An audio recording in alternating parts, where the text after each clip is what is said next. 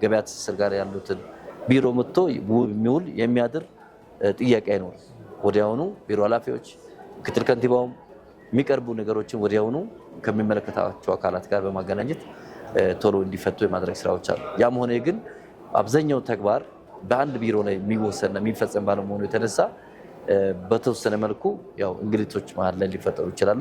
እሱን ደግሞ ለመፍታት ከሌሎች ጋር ተሳስረን የበጋራ ግሩፕ ስላለ አብረን እየገመገምን እንገኛለን ማለት ነው። ቅድም ሲያነሱ እንደነበረው ከሪል ስቴት አልሚዎች ጋር በተገናኘ ራሳቸው ናቸው መሬቱን የሚያስወድዱት የሚል ነገር ነበር። ምናልባት እናንተ ይህን በጣም ዝቅተኛ የሆነ ነገሮች ስታቀርቡ የሪዝ ዋጋ ስታቀርቡ ከዚያ አኳያ ምናልባት እነሱ እናንተ መቆጣጠር አትችሉ?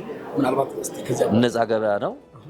ነፃ ገበያ ላይ ገበያውን በሊዝ ጨረታ ታወጣለህ። ጨረታ ላይ አሸናፊው ከፍተኛ የሆነ ዋጋ ያቀረበን የሚያሸንፍ ከፍተኛ ያቀረበውን ነው እኛ የምንቀበለው።